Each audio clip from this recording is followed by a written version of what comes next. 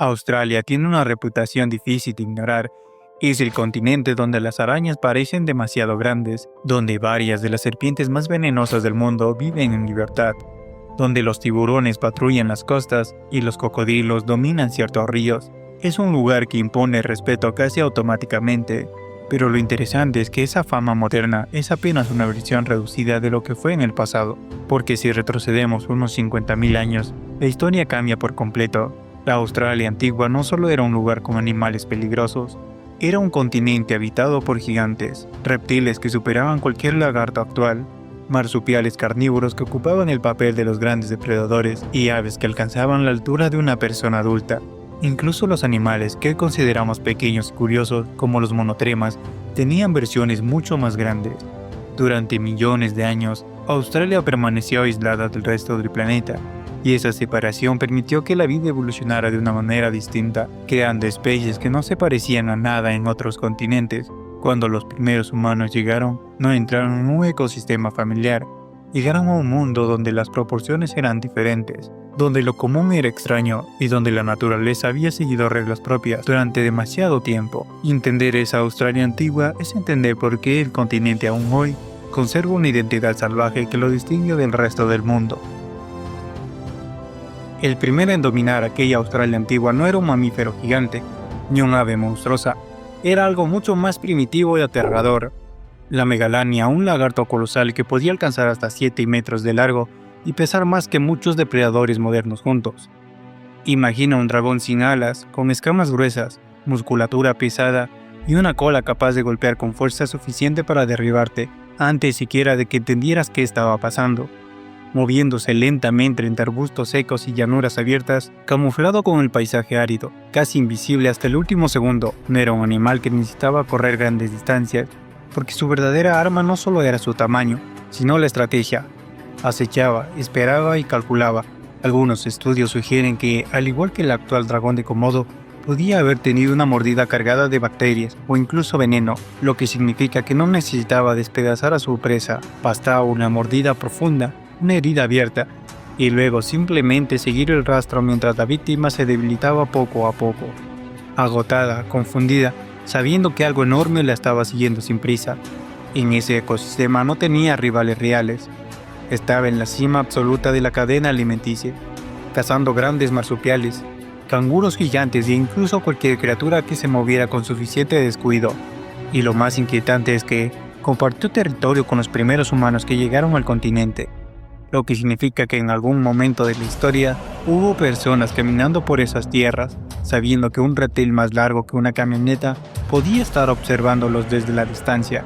No había cercas, no había armas avanzadas, no había refugios seguros, solo el fuego primitivo y lanzas frente a una criatura que llevaba millones de años perfeccionando su diseño. La megalania no necesitaba rugir para imponer miedo.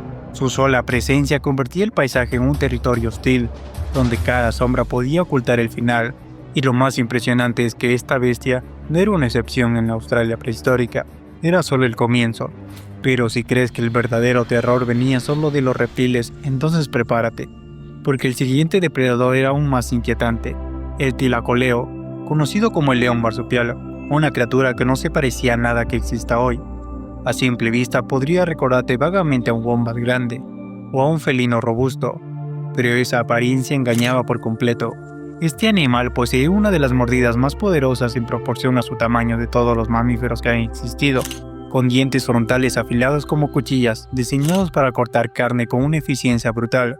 No era el más grande del continente, pero sí uno de los más letales, porque no dependía de la fuerza bruta, sino de la emboscada. Sus garras eran retráctiles, similares a las de los grandes felinos actuales, lo que le permitía trepar árboles y atacar desde arriba, cayendo sobre su presa con precisión casi silenciosa.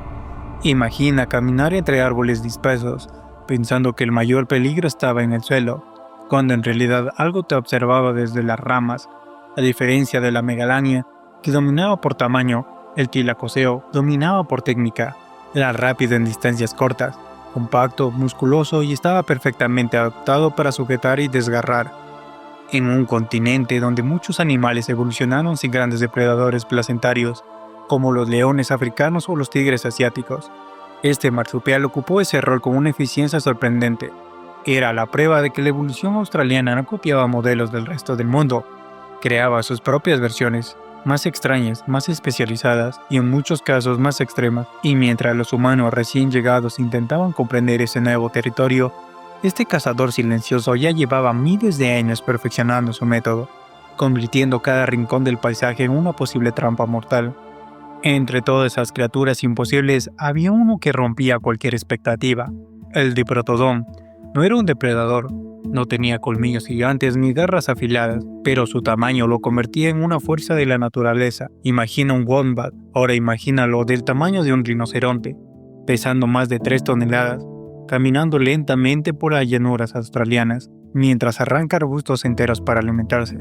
Sus patas gruesas como columnas y su cráneo enorme sostenían unos incisivos poderosos, diseñados para triturar vegetación dura en un continente cada vez más seco.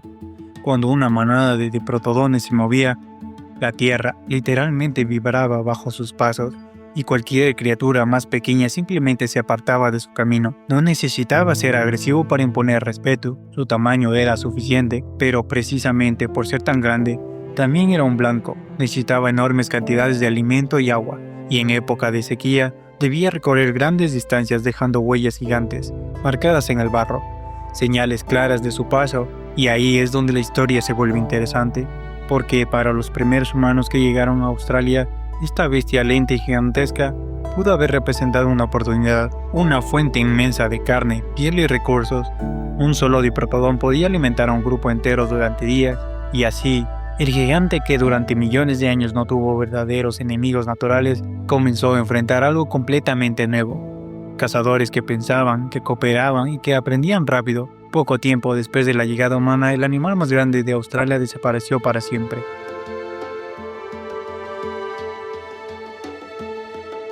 Pero no todo el peligro en la antigua Australia era enorme y ruidoso. Algunas amenazas simplemente esperaban en silencio. Cerca de ríos, lagunas y zonas húmedas se deslizaba Wonambi, una serpiente gigante que podía superar los 6 metros de longitud. Su cuerpo era grueso y pesado, y aunque no era venenosa como muchas serpientes australianas actuales, no lo necesitaba. Wonambi era una constrictora, lo que significa que mataba enrollándose alrededor de su presa y apretando con una fuerza constante, hasta impedirle respirar. No atacaba persiguiendo durante kilómetros. Su estrategia era la emboscada. Permanecía inmóvil entre la vegetación o cerca del agua, camuflada y paciente, esperando el momento exacto. Bastaba con que un canguro gigante, un joven diprotodón o cualquier animal distraído se acercaba demasiado para que el ataque fuera inmediato. En cuestión de segundos, su cuerpo cerraba como una trampa viva, y después solo quedaba el silencio del paisaje. Lo más inquietante es que esta serpiente coexistió con los primeros humanos que llegaron a Australia, lo que significa que beber agua en un lago o cruzar una zona pantanosa podía convertirse en una decisión mortal. En un continente donde ya existían lagartos gigantes y marsupiales depredadores, incluso un lugar más tranquilo podía esconder un final inesperado. Y como muchas otras criaturas de esa megafauna australiana, Wonambi desapareció poco tiempo después de la expansión humana.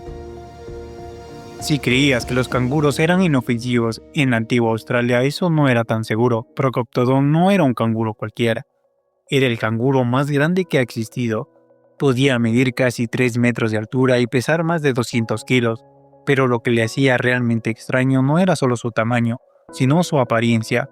Tenía un rostro más corto y ancho, con ojos orientados hacia el frente, lo que le daba una expresión inquietantemente humana, casi como si te estuviera evaluando. Sus patas eran enormes y musculosas, capaces de dar saltos potentes, pero algunos estudios sugieren que también podía desplazarse caminando de manera más erguida que los canguros actuales, lo que lo hacía ver aún más imponente. Cuando se alzaba sobre sus patas traseras, sus brazos eran largos y fuertes, con una sola garra dominante en cada mano, perfecta para sujetar ramas y arrancar vegetación dura en un ambiente cada vez más seco. Ahora imagina encontrarte con uno en medio de la nada, levantándose frente a ti, alcanzando casi el doble de tu altura, observándote en silencio. Aunque era herbívoro, su tamaño y fuerza significaban que una patada podía ser devastadora.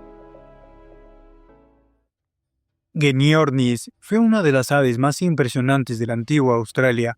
Medía casi 2 metros de altura y podía superar los 200 kilos de peso, lo que la convertía en una de las aves no voladoras más grandes de su tiempo. No tenía las funcionales para volar, pero sí poseía patas gruesas y musculosas que le permitían desplazarse con estabilidad por las llanuras abiertas y zonas semiáridas. Su pico era ancho y robusto, adaptado para consumir vegetación dura, frutos y posibles pequeños animales. Formaba parte de una megafauna única que evolucionó en aislamiento durante millones de años, lo que explica su tamaño desproporcionado. En comparación con las aves actuales del continente, uno de los aspectos más importantes de Genyornis son sus huevos. Eran enormes y se han encontrado fragmentos de cáscara con evidencia de haber sido expuestos al fuego, lo que sugiere que los primeros humanos los recolectaban y cocinaban. Este dato es clave porque su desaparición coincide aproximadamente con la llegada y expansión humana, hace unos 45.000 a 50.000 años. Aunque también existieron cambios climáticos en ese periodo, muchos investigadores consideran que la presión de caza y la alteración del ecosistema pudieron contribuir significativamente a su extinción. Genyornis no era un depredador dominante, pero sí un símbolo claro de cómo la Australia prehistórica estaba poblada por especies gigantes que no existen en ninguna otra parte del mundo, y como muchos otros miembros de esa megafauna, desapareció en un periodo relativamente corto tras la llegada humana. Además de marsupiales gigantes y reptiles colosales, la Australia prehistórica también estaba habitada por versiones mucho más grandes y primitivas de los monotremas, el grupo de mamíferos más antiguos que aún existen en la actualidad. Los monotremas son peculiares porque, a diferencia de otros mamíferos, ponen huevos, en lugar de dar a luz crías vivas. Hoy solo sobrevive el ornitorrinco y los equidnas, pero en el pasado hubo especies mucho más impresionantes. Uno de los casos más llamativos fue Sablosus hacteki, una equidna gigante que podía superar el metro de longitud y pesar varias veces más que los equidnas modernos. Su cuerpo era robusto, con fuertes extremidades, adaptadas para escarbar, y un hocico alargado especializado en alimentarse de insectos y pequeños invertebrados. Aunque no era un depredador dominante, su tamaño lo hacía muy diferente a cualquier otro monotrema actual. Estos animales representan una línea evolutiva extremadamente antigua, separada del resto de los mamíferos desde hace más de 100 millones de años, lo que convierte a Australia en un auténtico refugio de formas primitivas, que en otros continentes desaparecieron hace muchísimo tiempo, en el mismo periodo en que la megafauna australiana colapsó, coincidiendo nuevamente con la expansión humana y cambios ambientales significativos.